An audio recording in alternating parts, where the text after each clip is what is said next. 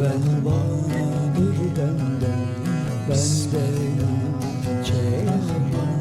bir ben bana. Welcome to the Sufi Heart podcast with Omid Safi, featuring teachings and stories from the wisdom of the Islamic tradition.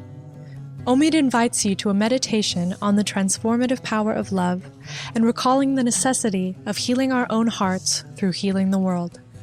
If you'd like to support Omid's podcast, please visit BeHereNowNetwork.com/Omid. Thank you, Brother Omid, Safi, for taking the time to speak with me and anyone who else may hear today.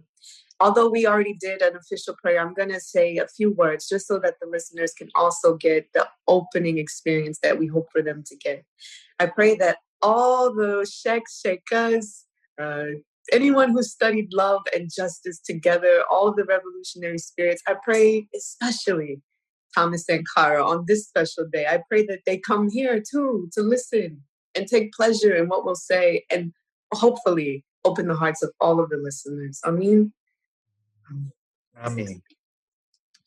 So before I introduce you formally, I want to say this. You gained my heart, but also my reverence when I heard you speak, because I could tell that although you were a student of Sufi love, there was a great observation, societal observation when you spoke.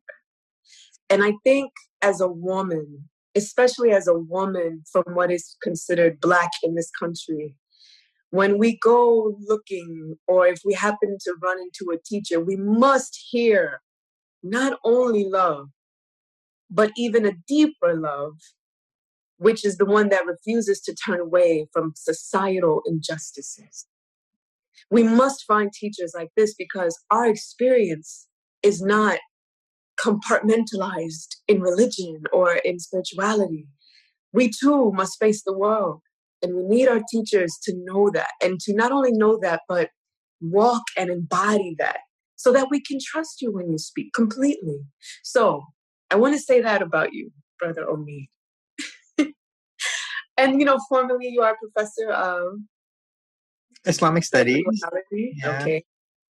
Islamic studies, spirituality, and the civil rights movement, correct? Right. In fact, I'm teaching a course this semester on the history of the civil rights movement, and we might as well just jump right into it. I've been teaching that course for maybe about 10 years. And I flew out to Denver one time to sit at the feet of Uncle Vincent Harding, whom I'm sure we'll talk about at some point today. And so I asked him about the civil rights movement, and he just kind of, paused and looked off into a distance. And in that way that only he could speak, he said, "My dear son, brother, nephew, and co-worker in the cause of love and justice, do you know that Martin and I never called it the civil rights movement?" And I was like, "Say what?" He was like, "We never, amongst us, we never called it the civil rights movement." And I was like, "Of course you did. I have all these books that are about history of the civil rights movement. I teach a course called the civil rights movement. Surely you must have." And he said, "No, we only had one word for it, and it was the freedom movement." And he said, "And if we were asked to be more specific, we would say the Black-led freedom movement." And he said, that's the reason why when Martin went to India and I went to Africa, and we saw Black and brown people in those countries fighting and struggling and resisting to be free, because they knew that their lives mattered. They knew that their lives had worth and dignity and beauty and poetry. It wasn't a matter of linking our struggle to their struggle. We realized that we're part of one struggle. There's one global struggle for freedom. Yeah. And so our movement was already wrapped up in theirs, and theirs was wrapped up in ours. And, that was one of the things that when I came back home, I thought, my God, in this way, it's a lot like the Sufi tradition. It is the Sufi tradition. Um, if Uncle Vincent and Ella Baker and Fannie Lou Hamer, if these are not the saints of this country, then that term has no meaning. And I mean, and I think in this day and age where so many of us are tired and exhausted, and as Fannie Lou Hamer used to say, she's sick and tired of being sick and tired. But you think about the wisdom of the Sufi tradition that God will never destroy a people as long as there's one person left there who's remembering God. As long as this nation is producing a John Lewis and an Ella Baker and a Martin King and a Vincent Harding and a Sister Amber, as long as these people are being produced, our destiny is not yet destruction. The hour is late, but it's not too late. There's still time for hope and for redemption and for righting this ship. Yeah. See, I knew I picked the right person. Here we go. This is what I have been trying to convey in my art and my poetry. And to hear someone as eloquent as you just say it, yeah, these are our saints. This is Sufism. This is a spiritual practice, and it takes a great love. That's right. Yeah. So I said what I said about who you are to me and formally. I want to say this too. I was going to save it for the end, but I feel like it even gives a greater context as to who you are. So when we first heard about your courtship with your wife, you said to us, I translated Rumi poems for what, a year? Or two, yeah. Or two. And I sent them to her. I said, look at this, a gentleman. And then in the next breath, you mentioned Malcolm X. Yeah. And I said, he knows something that I am trying to emerge within myself. The sweetness of that story of your wife and you. And also, I just want to say, the most tender couple I have ever personally met, and gives me much hope. We need hope. We need hope. And listen, I am somebody who, in many ways, is shy about sharing the details of my personal life with people. And I do think that there's a wisdom about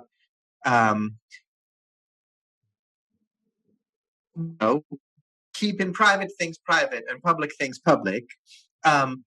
But if you've got light, it just shines. And if you no, you're all good. You're all good. If you love somebody, it shows in your eyes, it shows in your words, it shows in your touch, it shows in the reverence that you bring to them. And that can be in a romantic way, it can be in a friendship way, it can be in any context. But one of the things whenever somebody tells me that, wow, I see such love and such tenderness shared between you and your wife, one of the things I usually also offer to them, I don't give details because Mama raised me right. Right. But this wasn't my first go around. And I had my heart broken, and she had her heart broken. We kept at it, and we kept working on ourselves, and we kept seeking and searching and striving for something that was worthy. And we tried to become the kind of people who would be worthy of a love like this. And so, I see so many people who are seeking and they're waiting. And I just would love to give them a sense of hope that it doesn't have to come. And usually it doesn't come when you're 20. And it may not come when you're in your 20s. We hope it doesn't take too much longer than that, but inshallah. For me, like I was this middle-aged dude when love came to town, as they say. So just to give that sense of hope and encouragement, and to go back to Uncle Vincent, whom we were talking about, he was married to the great love of his life. They had been married for 40 plus years, and then she passed away. And he mourned and he grieved, and there was a deep sense of loss. And then at age 80, he married his best friend, and he found love again in life. And the last 3 years of his life, he lived blissfully happy.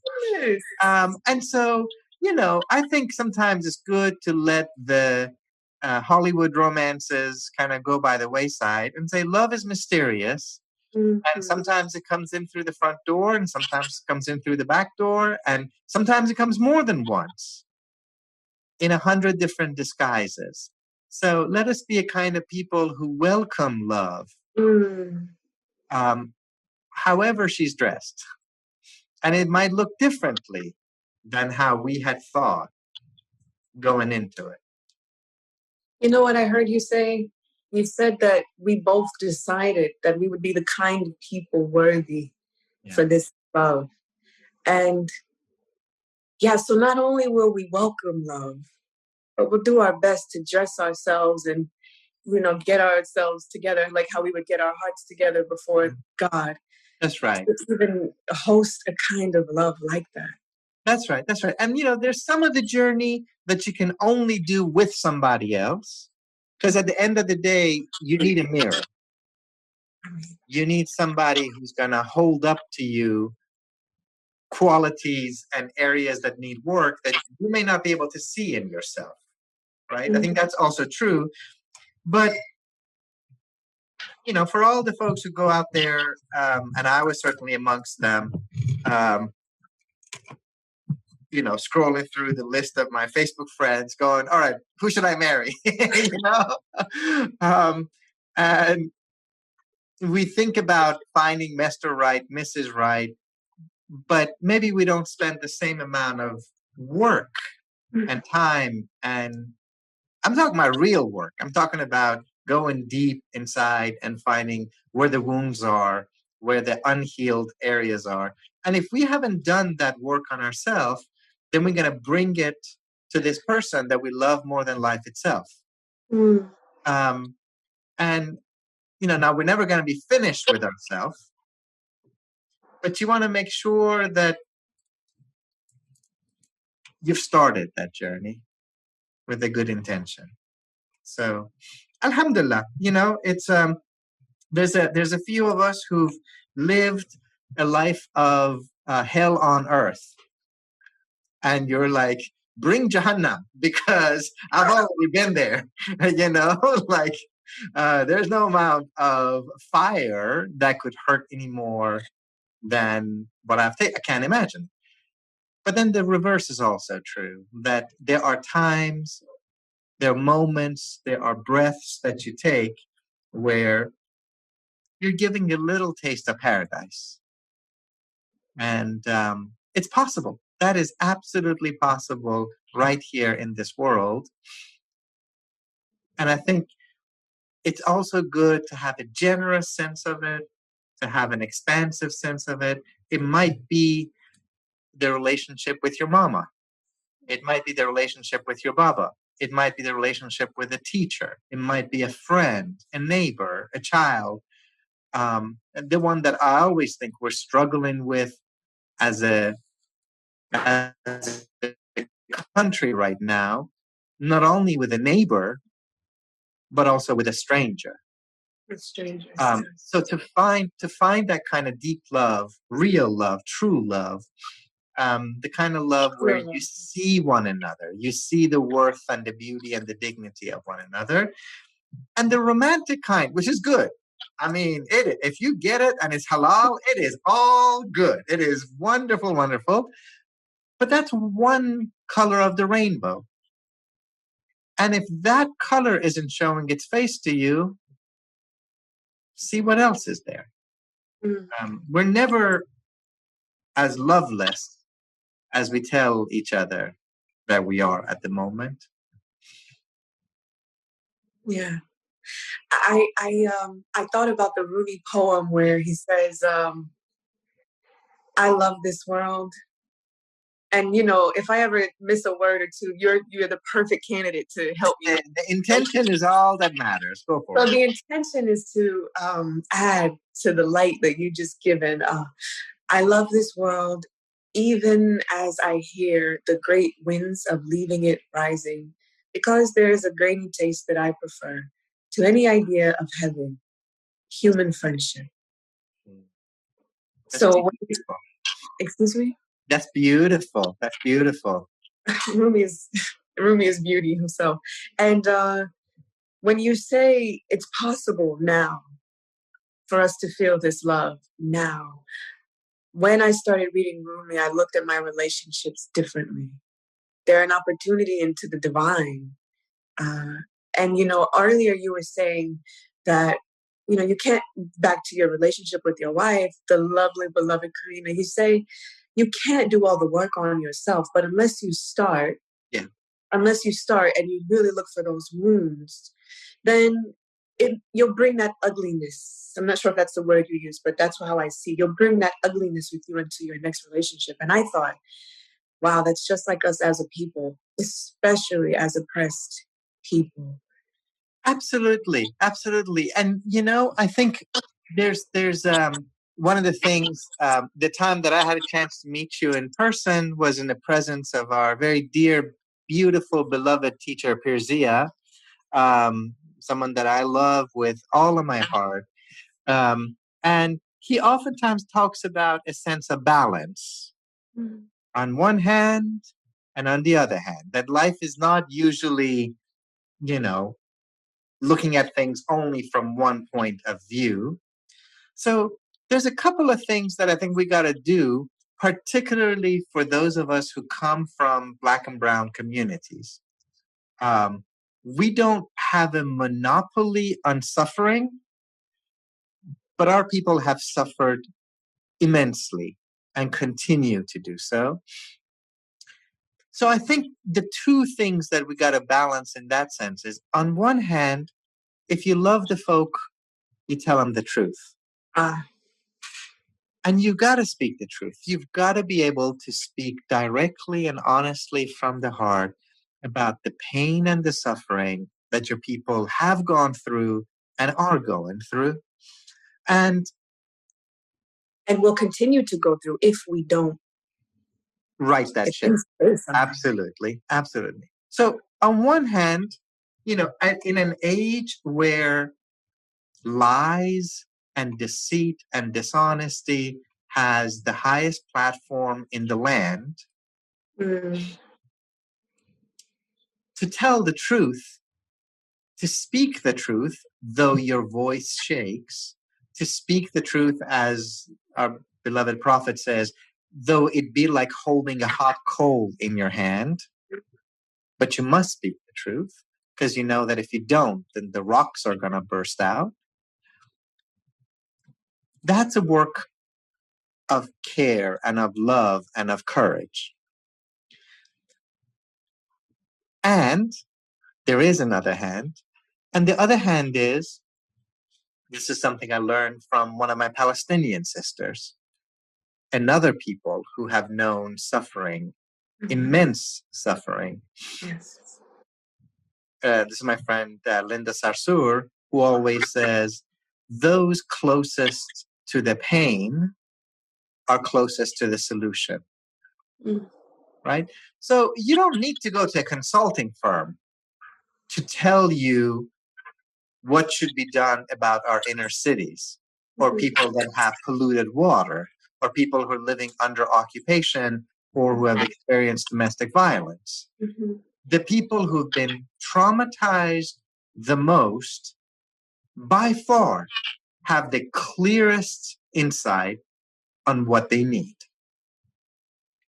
So you got to love each other enough to speak the truth, and then you got to listen to the ones who are telling you, this has been our experience. This is the experience of our ancestors, and we are moved to do something so that our children and our grandchildren don't have to have the same trauma.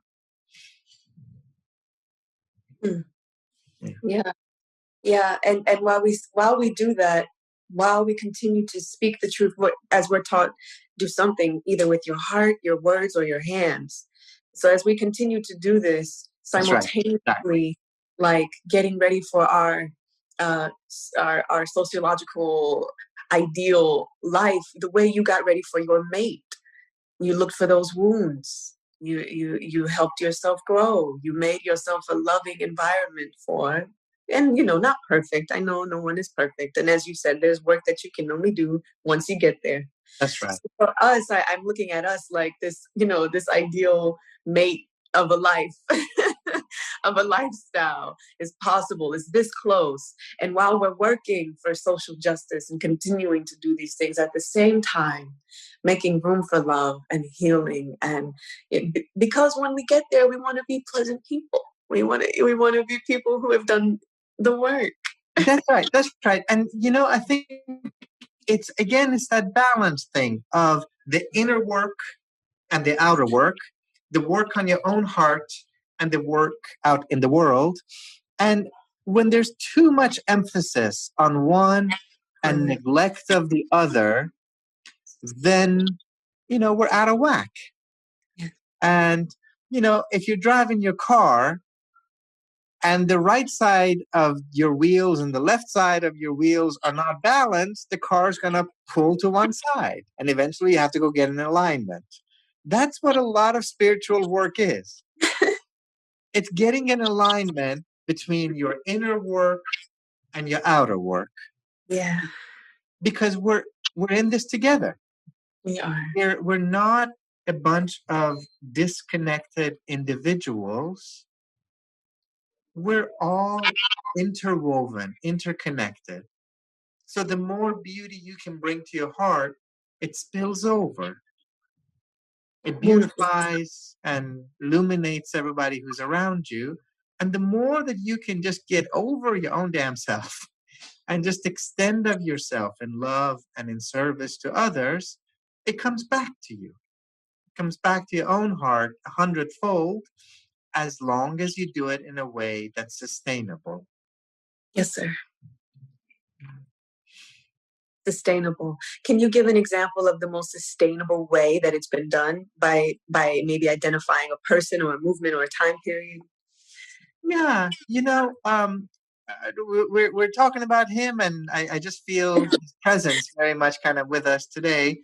Let me tell you about a couple of things about Uncle Vincent.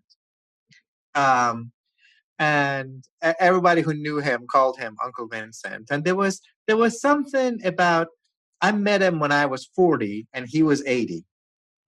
In some ways, kind of an unlikely friendship between this 40-year-old brown Muslim man and this 80-year-old Black Christian icon. And I went to his office one time. I used to fly out to Denver as often as I could and just sit at his feet and soak up everything. So mind you, this is before the era of that orange Oompa Loompa who's in office right now, right? This was under our handsome, eloquent, charismatic, Nobel Peace Prize winning, half Muslim Black president, right? Barack Hussein Obama. And my God, those seem like such, beautiful days. And the same beautiful, dignified, eloquent, compassionate president who was also force-feeding prisoners in Guantanamo, who was also expanding surveillance programs on Black and brown people, who was also expanding the usage of drones to kill Black and brown people in 7 different countries. So if you love Barack Obama, and I do, and I did, and I continue to, I love Michelle just a little bit more, but that's a whole separate story, then you speak the truth. Amen. And you say, I love you. I'm proud of everything that you stand for. I'm proud of us having become a people worthy of someone other than a white man as our leader. We had 43 of those. That's enough. How about, and because I love you so much, I got to speak up for the ones whose voice isn't being heard. Amen. So I flew to Denver, and I was so frustrated. I was so mad. And it was Guantanamo, and it was drones, and it was the surveillance thing. And I Yes, sir. just sat in Uncle Vincent's office, and I think I fumed. It must have been 45 minutes. Mm. And he listened, and he took it in, nodded along, didn't interrupt me. Mm. After 45 minutes, he goes, "My dear son, nephew, brother, and co-worker in the cause of love and justice, everything that you said is right. I agree with everything that you said. Mhm. Period. Period. Just remember that the prophetic tradition is about redemption. Speak the truth, do the critique, Mm. and then offer people a way of hope." Mm. And I thought, that's exactly right. And that's part of what we don't do enough of. It's part of what we haven't done enough of.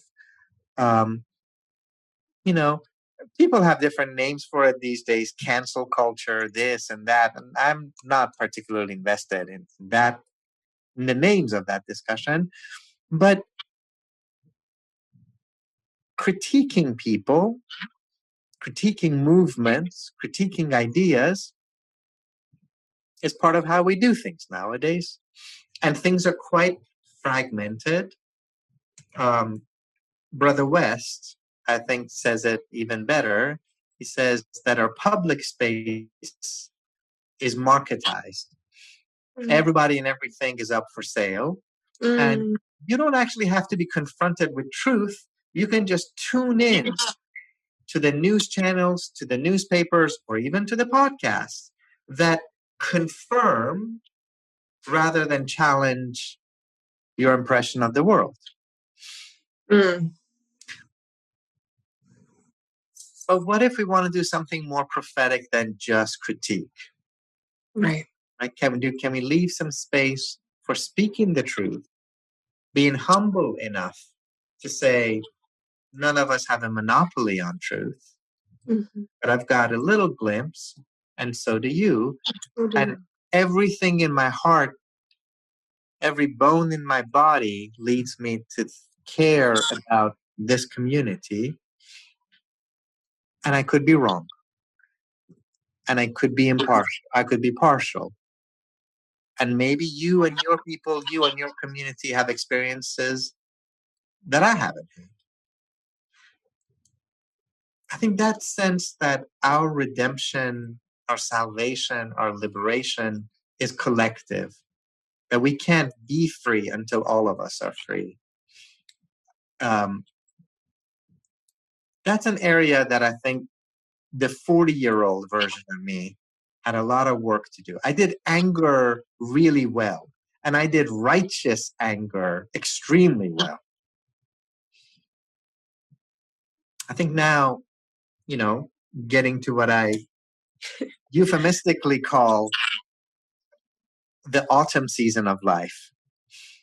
And I hope I'm right. I hope it's just the autumn season and there's a winter season still to come.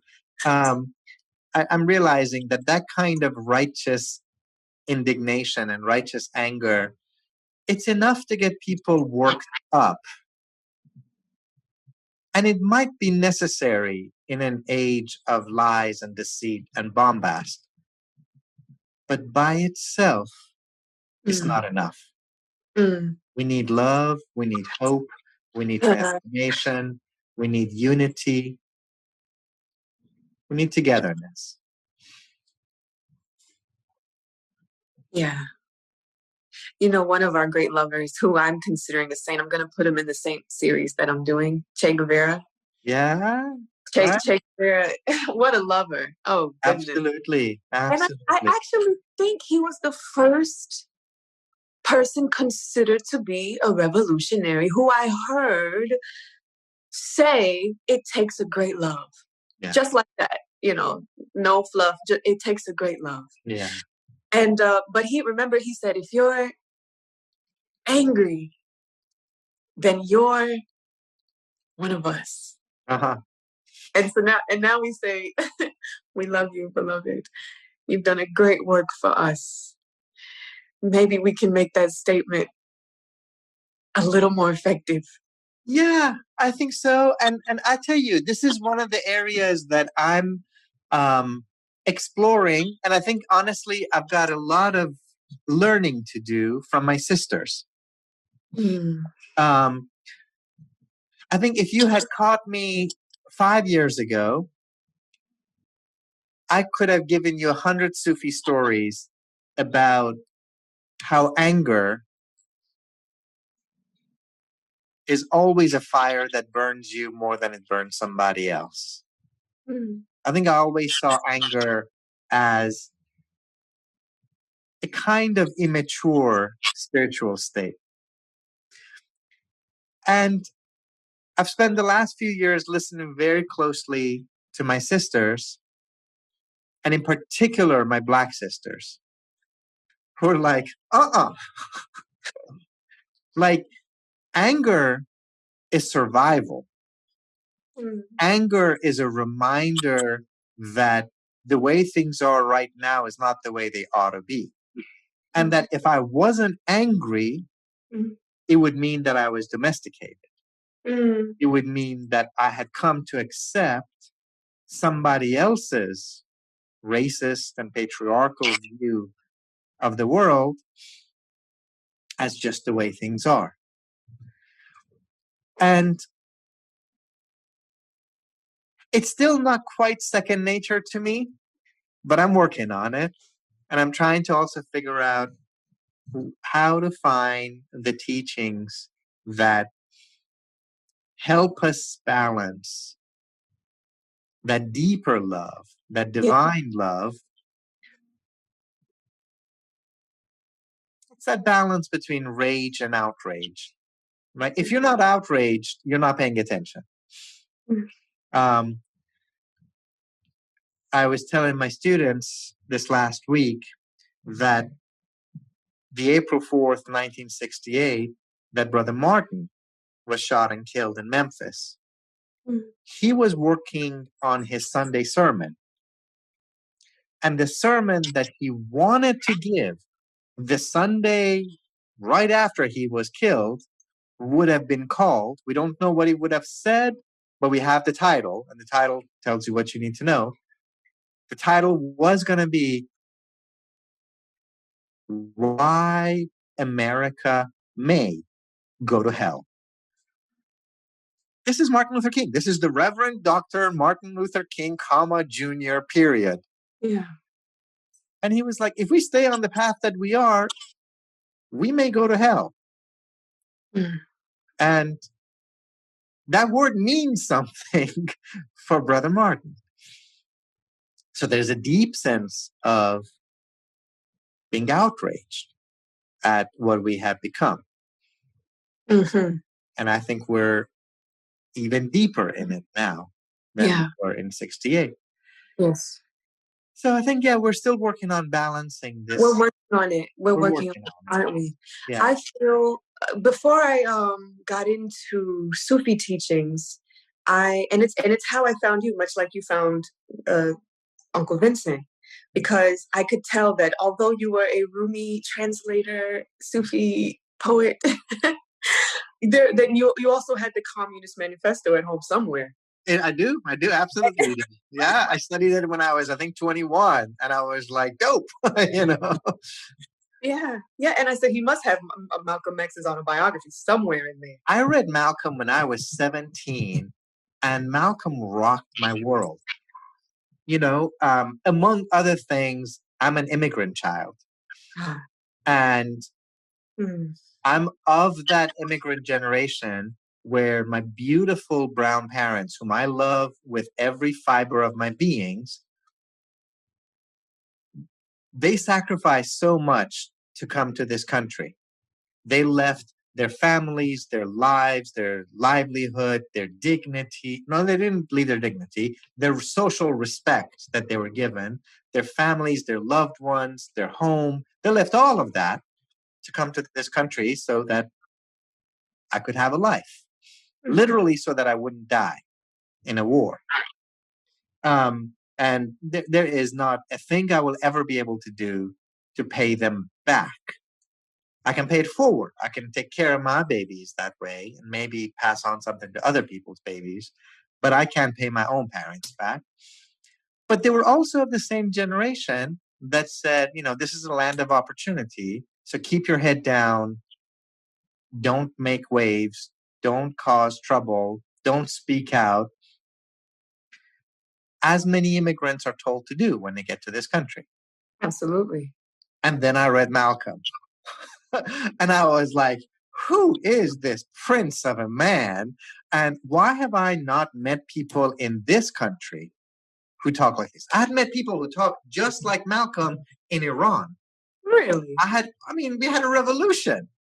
We thought we were going to have the first human society with no lines of wealth or race or gender. We're going to be the society of sisters and brothers, right? What year was this? 78, 79. Okay. And so this was the Iranian Revolution. And, they were reading a lot of the same people that Malcolm was reading. Malcolm was hugely popular in Iran. Iran was the first country to put Malcolm on a stamp, right? So Brother Malcolm had a following there. Okay. And so I read his autobiography and he just rocked my world. And I went through about 10 years of my life of having people tell me, at that time I had a little bit fewer books than I do right now. And he was like, how can you have your Malcolm X and Fanon and Edward Said and Chomsky and Marx and, anti-colonialism bookshelf. And then you've got your Sufi love and Rumi and Quran and the Prophet and, Martin Luther King. And I think I spent too many years trying to just like rationalize and justify it to people until eventually I was like, you know what? That's your binary. That's not mine. I don't see these two as separate. If you love the folk, how can you be silent when the people are hungry? If you love the folk, how can you be silent when the folks are homeless? If you love the folk, how can you ever be silent when the police is shooting at them or they're occupied or they're being bombed? Right. Or caged. Yeah. Right. How on earth can you call yourself a child of God and not have a mumbling word to say when you got babies torn out of their mama's arms and put in a cage? What kind of a faith is that? Right here. Not right. Over there somewhere. Yeah, right here in this country, I was reading one of the writings of Dr. King when he's traveling through the South. This is not the Martin Luther King that everybody cites and quotes. And he says at one point, when I see these white churches, I wonder who this God is that they worship. Right. And those are words that we should reflect on. We should. If you see what's happening in this country, and if you post nonsense about gays and lesbians, and this and that, and immorality,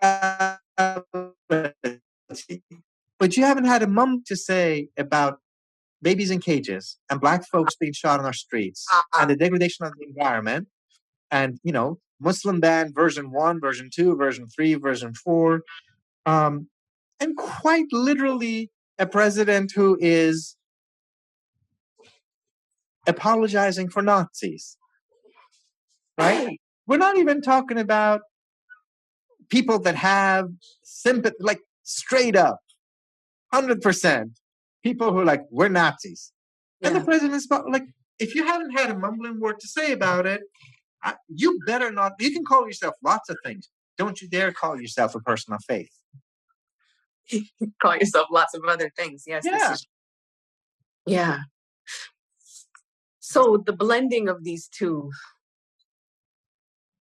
You know, I asked one of my friends, one of my dear friends, I said, hey, where does love fit into the revolution? And he says, ultimately, he says, where does revolution fit into love? Because all there is love. And so when I talk about this anger, I think anyone who studies colonialism as young as I did, yes, develops a deep anger. yeah. And as you know, yeah, the human soul has anger in it.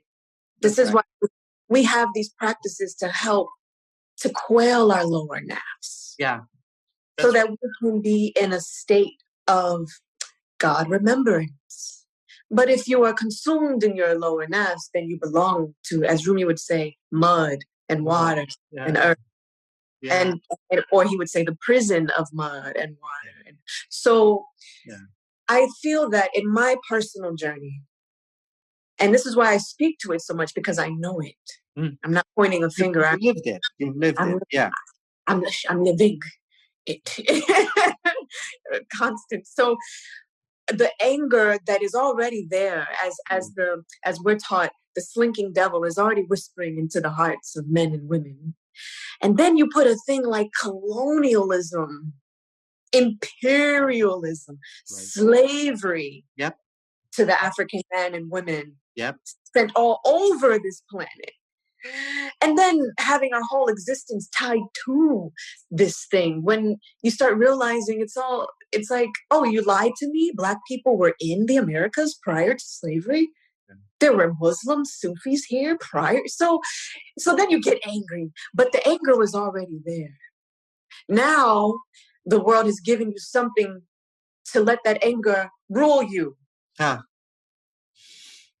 So yeah, and so I hear you 100% on that, and like I said, this is one of the times that I'm kind of realizing that so much of the insights of what I had learned, you don't just read what's in the books and then try to apply it out in society, right? That's one way that it flows, but it can also flow the other way.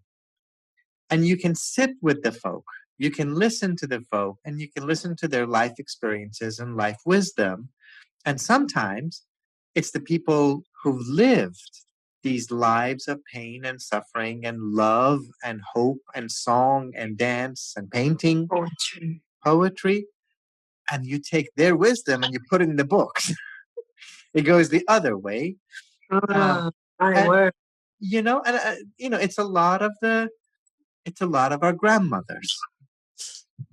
Who knows more about love and suffering and sacrifice than people who for 50 years, for 60 years, got up in the middle of the night, not because they don't value sleep, but because they love your tiny little brown body and soul more than they love their own sleep.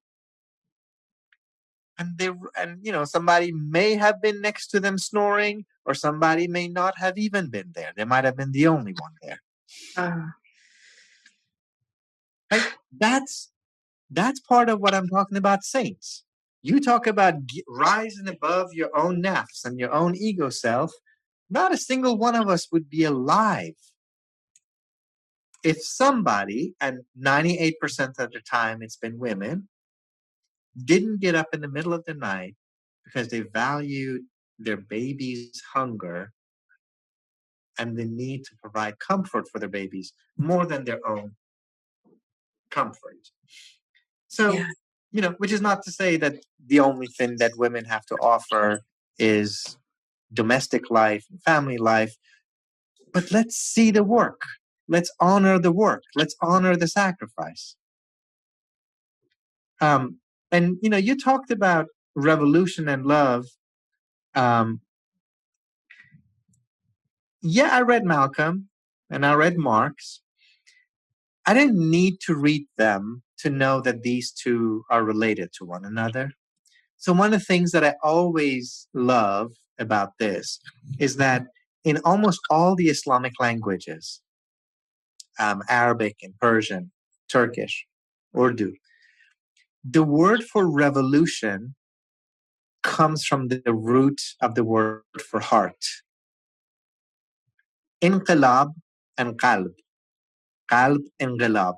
You can't have a revolution without revolutionizing people's hearts. Otherwise, you're just changing the social order. And social order comes and social order goes. Economic systems come and economic systems go. But if you can change a people, Oh my God. if you can change a people so that they stand up, they straighten up their back, they hold their Yeah. head high, and Yeah. they know their lives have beauty, power, dignity, and so does everybody else's. Mm. That's a revolutionary movement. Mm. And you know what? We have a movement here in America that I know, depending on where you stand in the American spectrum, you feel differently about this movement. But the Nation of Islam has done what you just said, because of course our journey is not over. We have more work to go. Yes. But when you discuss Malcolm, Oh yeah. and then you discuss the thousands of men and women who, like you said, something changed. Yes. So Malcolm was a pimp. We know this. Yes. So something revolved and withstood the test of time. We're still here seeing people being changed by this movement. So I think we have, as much as we have to critique, we also have things to learn from. And it's such a gift. Okay, so I want to ask you something. Actually, I want to read something from your book. And I want you to, if you could, so eloquently, close the idea for now, hopefully, inshallah, God will again, inshallah, in the future to have this discourse, and maybe we'll have some amazing things to share. So you say this in your book, The Radical Love, and I believe these were the translations in your courtship. That's it. That's right. It's the biggest book I've ever written. Scrolling through text messages, cutting and pasting. And I was like, hey, we have a book. That's so beautiful. That's a work of love. Yeah, it literally is a labor of love. Yeah. Truly, truly. And it's touched my heart. So mission accomplished. So you say in this book, you have a passage, it's called Path of Love.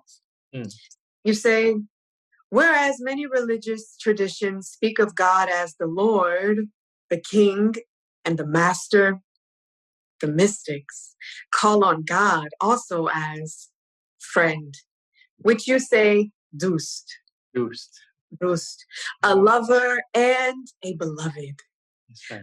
Whereas many speak of the human quest for God, those who walk on the path of love know that God is also seeking humanity.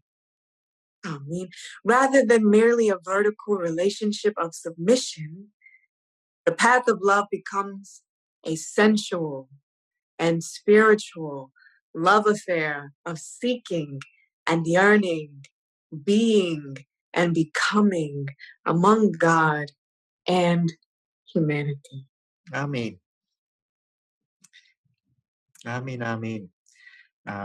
That's some good stuff right there.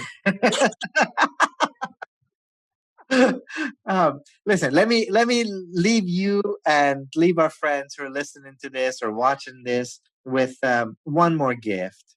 And this is something that comes right out of that same tradition. And I've seen this in the Sufi tradition, and Uncle Vincent shared this with me verbatim. A lot of us have heard it said that when love comes out into public, we recognize it as justice. And that Cornel West, of course, has said this more eloquently than anybody else.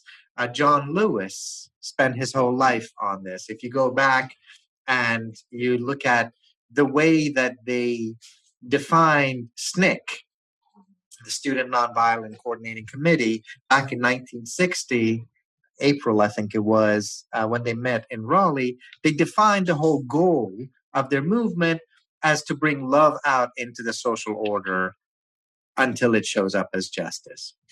Mm. There's another part, and we've talked a lot about how if you love the folk, then you have to stand up for the folk, starting with those who find themselves marginalized, find themselves hurting, not because they are weak, not because they were born weak, but because they've been made weak. Nobody's born weak. Nobody's born voiceless. Mm. Somebody's either not hearing, not listening, or they're deliberately silencing you. So before we can even have lift every voice and sing, you got to make sure that people's voices aren't being silenced. So there's the trajectory that starts out from the heart and comes out. Love becomes justice. Beautiful. But there's also a corollary, a complementary part that I want to make sure we don't lose track of. The same love that when it pours out of you, we see it as justice. When it pours into you, when it goes inside you, we call it tenderness. The most radical and revolutionary people that I've ever met in my life, the ones who have paid the greatest price and are willing to pay the greatest price, when you meet them in person, and like Brother Malcolm, and God is my witness, like Uncle Vincent, when they flash their smile at you, you don't see hardness. You see somebody who is gentle and tender. And it makes us realize how wrong we have it, how deluded we are in thinking that the strongest people in the world are the hardest people in the world. No. Sometimes it's the tree that knows how to bend. That's the resilient tree, the gentle tree, the rooted tree, the supple tree. Yeah, And so I think one of the things that I hope for all of us, anybody who's listening to this, who's trying to figure out how to navigate love and justice, there's a time to be outraged. There's a time to be demonstrating. There's a time to be out there working and struggling and resisting. Don't let it harden your heart. Yeah. Find the time and the spaces where you can be tender. Yeah, find them. And as you were talking about Thomas Sankara and others, be mindful. Be mindful of when your only no is a fight or flight strategy, because that's going to take a toll in your intimate life. It's going to take a toll on your family life. It's going to take a toll on your relationships, on your friendships. Yeah. So always track this wave of love. Watch it come out as justice. Watch it go in tenderness. And it's always love. Always love. You know, when you said the smiles, I saw Dr. Sebi's smile. Ah. You're familiar with Dr. Sebi? Oh, tell me. I'll tell you a little bit about Dr. Sebi. He's definitely included in my series. Beautiful. He died 3 years ago, but up until that point, he had lived a miraculous life, but he had lots of challenges. He had cured AIDS, and he published it in the paper. I believe this was year 1985. And he was convicted for practicing medicine without a license. And, you know, he beat his case without representation. My goodness. Represented himself, but he was factual. Yeah. They told him, bring these many people to testify on your behalf. He brought 10 times that many. Okay. People who had been cured from diabetes, sickle cell, blindness, AIDS, HIV, cancer. And so he actually lived a life where he had gotten exiled from a lot of the places where he tried to set up. Dominican Republic, even some countries in Africa turned him away. So he lived a life where he could have been hardened by his experience. But when you said the smile, yeah, I saw his smile. I'm going to send you a picture of him after this. So I would love to see it. Hopefully I can find a video where you can hear that laugh. Oh. And, you know, he always used to say when he was little, he said, I'm going to do something great for my people. He said he used to be under a shack in Honduras where if it rained, the water would come into where they lived. His grandmother, so he would use his finger and create little channels where the water could go without coming into their dwelling. And he said, I'm going to do something great for Black people. I'm going to do something great for Black people. And eventually he did, but he went through a lot of challenges. But like you said, when that love not only goes this way, but turns this way, you can put it on their faces. That's right. Right? That's right.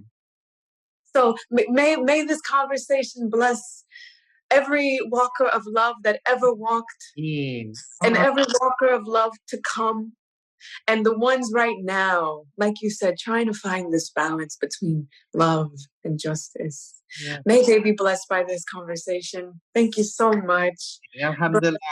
John. Thankful to you, my dear beloved sister. May God continue to increase your life. Amen. And for you as well, and to bless your union and bless your family and bless your students and all your endeavors. Amen. Süleyman kuş değildi, bir değildi. Süleyman kuş değildi, bilir değildi. Süleyman var Süleyman.